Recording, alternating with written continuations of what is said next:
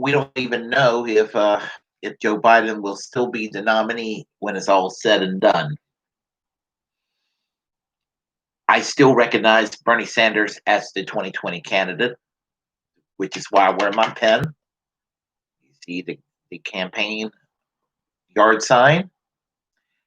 Um, that is the candidate I want, and that's the candidate that's really the acceptable choice in the Democratic primaries. And this is why I think that Joe Biden may end up choosing Elizabeth Warren as his running mate. In the primaries, it was a fierce battle, with all these candidates running. Yeah, and it was it was pretty much blood sport. And as I said many times before, the Bernie Bro in me, self-titled name, and what I actually am, without any shame about it. The Bernie Bro in me said he was cheated in 2016, and he was cheated again in 2020. You can't convince me otherwise. The Democratic establishment rather lose to Donald Trump than to win with Bernie Sanders. They just wish that all of us lefties and all of us troublemakers go away. Obama made a few phone calls. It was called Black Monday for a reason, because Monday before that Super Tuesday, all these candidates dropping out. Biden, was pretty much going to go and get the big win out of this. I mean, Klobuchar and Buttigieg dropping out. Uh, Beto O'Rourke, yeah, who was already dropped out, endorsing Biden to ruin Sanders' chances in Texas. And let's not forget, Elizabeth Warren was conveniently still a declared candidate, which hurt Bernie Sanders in Massachusetts. As I said, it was a last minute desperation by Obama, by the Clintons, by the Democratic National Committee, by the media, and they got what they wanted. They do not want a social democratic movement in this country, and they fought tooth and nail to make sure it wasn't going to happen. And I resent all these people even more as a result.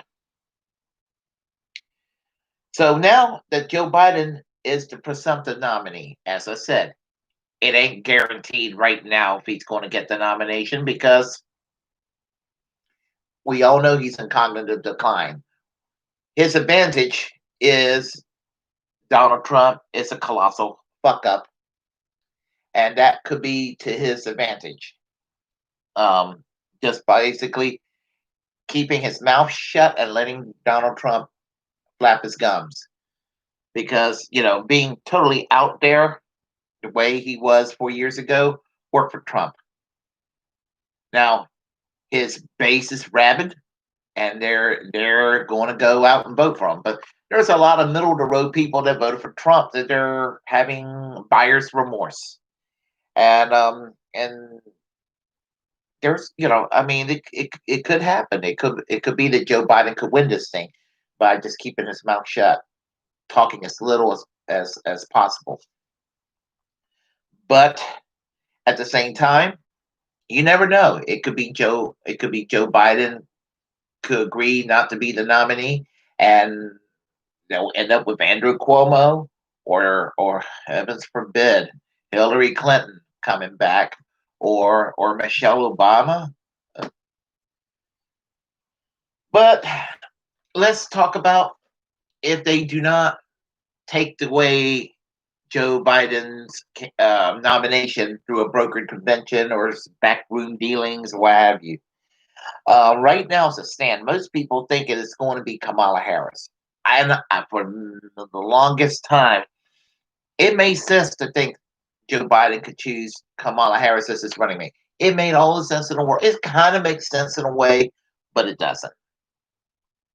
I mean, right now, the what makes sense about it is she's from a big state, California, with the electoral college votes.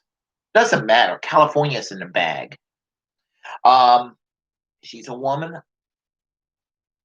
and that's you're into identity politics. Um, I don't care if it's a man or a woman. I want the best people for the job, but that seems to matter to some people over policy. So they're desperate to have a female as a running mate to make sure there's going to be a vice president that's going to be the first vice president that's female.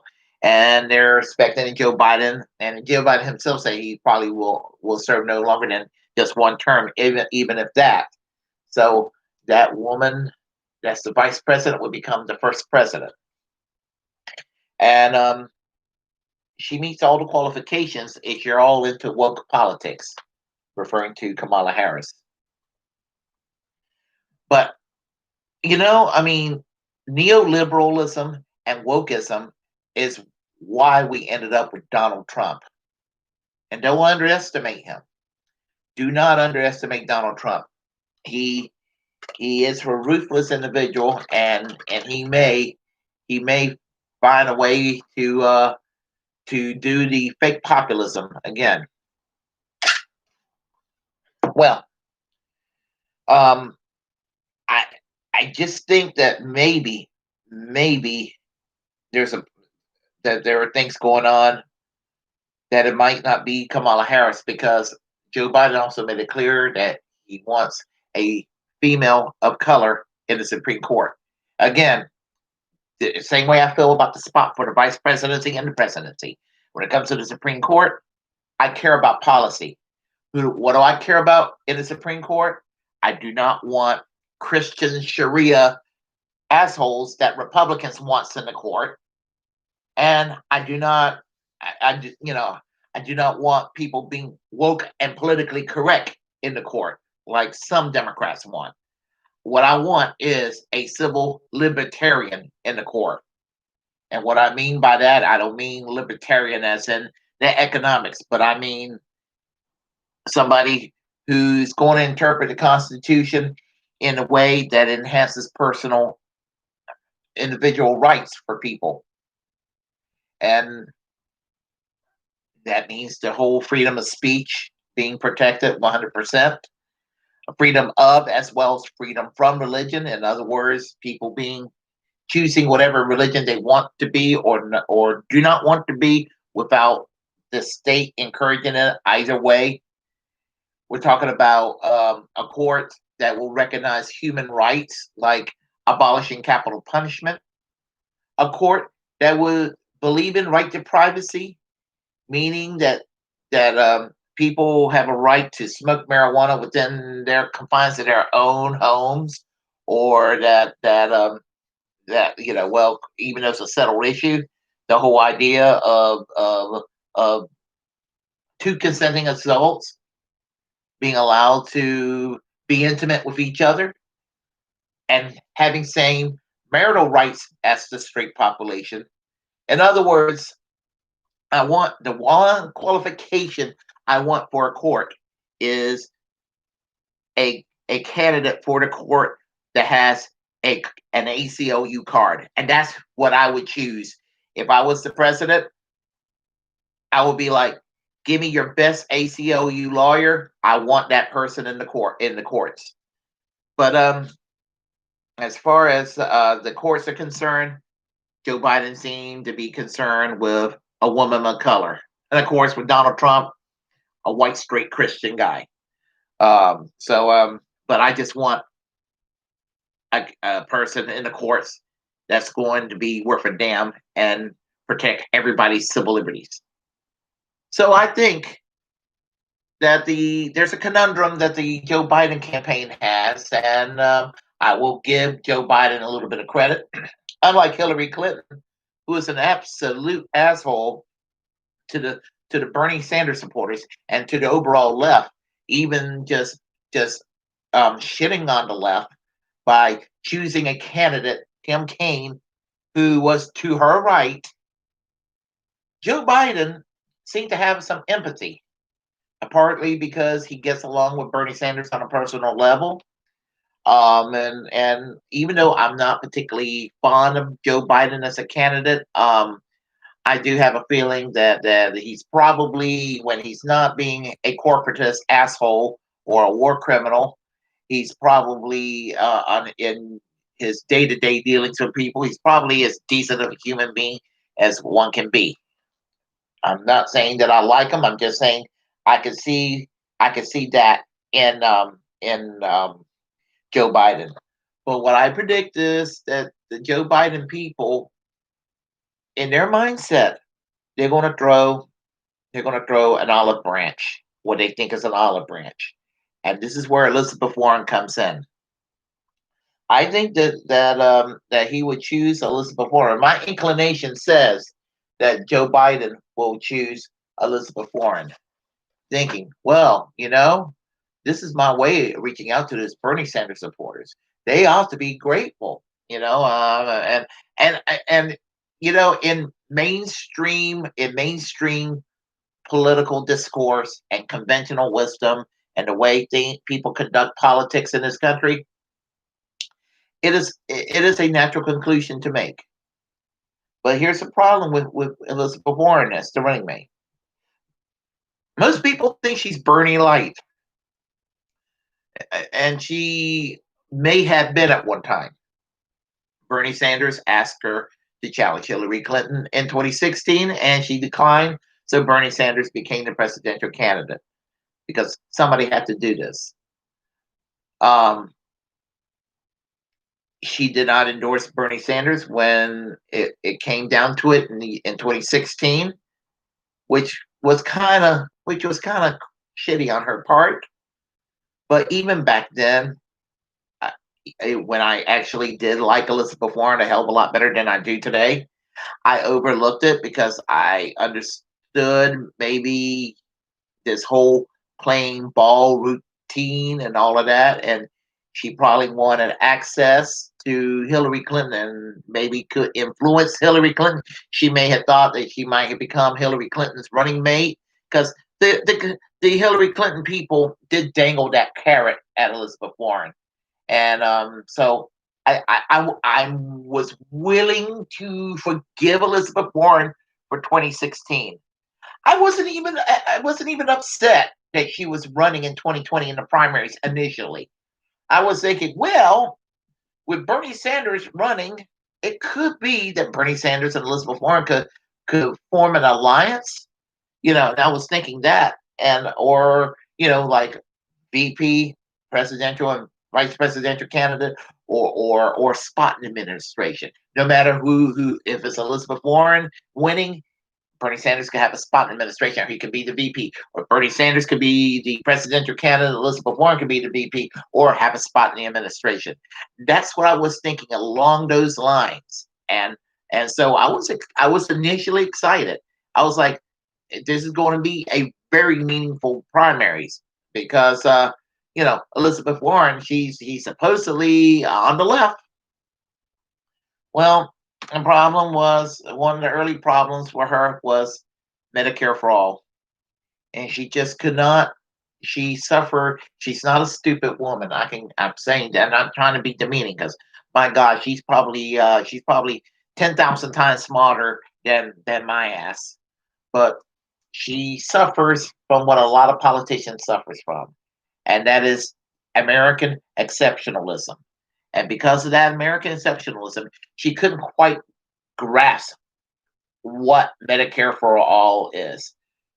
To most Americans, they know that other countries have free medical care for whatever it means to them, but they don't know that insurance companies are either not there the way they are here or not there at all. So they just can't see beyond what exists here. So for them, it's like, well, the insurance companies are here, so we're just going to have to find a way for the insurance companies and the government to work together to make medical care available to everybody at a cost that won't destroy the budget of the average American. And they can't figure it out because insurance companies are the problem. And Elizabeth Warren could not see beyond that.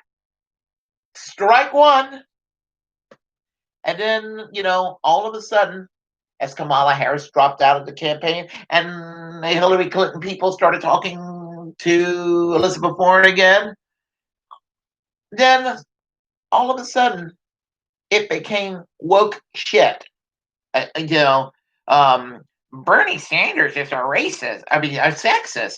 Oh, Bernie Sanders said that a woman cannot become president. And then she got all high and mighty. And as Bernie Sanders was trying to be nicer, she yanked her hand away. She said, "You call me a liar on TV. You call him a liar on TV." And then, to add insult to injury, she stuck around long enough just to screw Bernie Sanders over in Massachusetts. Then she ended up endorsing Joe Biden. The mean Bernie bro, Twitter army asshole in me says she's a fucking snake. She's a snake. To me, she's basically Hillary Clinton with a nicer demeanor. That's not a compliment. She's lost it with the left. She lost it with the left, and she knows it. She's got no place to go. So if she runs in 2024, she'll run as just another Democrat. And we'll just go back to the pre 2015 era. Because even though I'm not going to say that Bernie Sanders is a cult of personality, Bernie Sanders was outside the two-party system fighting for ideas that the Democratic Party should have been fighting for. If the Democratic Party would have been doing their job all these years, there would have been no need for Bernie Sanders to run as an independent. I mean, who knows where Bernie Sanders would be if the Democratic Party, was kind of a social democratic party or kind of a labor party as it was until the Democratic Leadership Council taken over in the late 80s. And even then, the Democratic Party was not all that great a shape. It's been going downhill since George McGovern's defeat in 1972 on an ideological level. Because of this, I'm not so sure that the reforms could take place and continue on inside the Democratic Party. Yes, there's AOC. Yes, there's the Squad, and there's Ro Khanna, and there's a handful of progressives out there. And